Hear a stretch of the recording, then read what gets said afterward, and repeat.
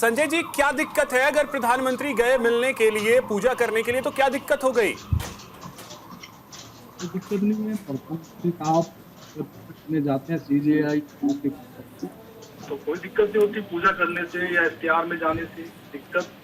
लेकिन बात ये है कि जब कोई किसी के घर जाता है या कोई इनवाइट करता है तो अच्छे संबंध होते हैं तो ही किसी को इनवाइट किया जाता है, और अच्छे संबंध होते हैं तो ही कोई किसी के घर जाता है। और जब वो व्यक्ति उस सीट पर हो जिस पर कि हमारी पार्टी का डिसीजन अभी उस कोर्ट में पेंडिंग हो, उनकी कोर्ट के अंदर, तो फिर ये यहाँ डाउट आता है और शंका की बात आती है। और फिर उसके बाद इस बात को तो कहा ही जा सकता है कि अगर इनके इतने आपसे अच्छे संबंध हैं तो हमारे इस केस को उस सीजेआई के साहब के से हटाकर किसी और जज के पास सौंपा जाए। ये मांग तो हर कोई कर सकता है।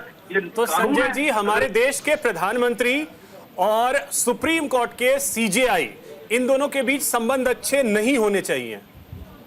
नहीं, संबंध अच्छे हैं, होने चाहिए, इसमें कोई दो राय नहीं है। मैं और देखिए, सरकारें तो अक्सर देखिए ऐसा नहीं होता कि अदालतें सरकारों के प्रभाव से अलग होती हैं। अगर अदालतें सरकारों के प्रभाव से अलग होती तो राम मंदिर का फैसला कांग्रेस की सरकारों के समय में हो चुका होता, लेकिन वो कांग्रेस की सरकारों के समय में नहीं हुआ और वो अब हुआ।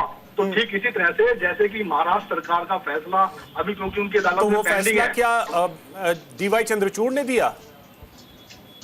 राम मंदिर पे फैसला डीवाई चंद्रचूड़ ने दिया?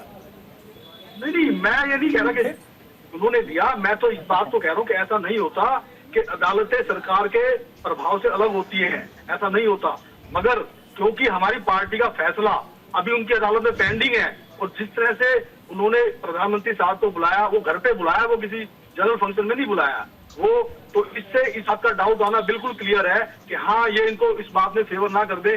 जो पेंडिंग जो मामला निर्वाचन आयोग ने गलत फैसला दिया, हमारी पार्टी का पेंडिंग फैसला वहीं पर है, सरकार का फैसला उनकी अदालत में है, तो इस बात में डाउट आ सकता है कि वो अनफेवर कर सकते हैं।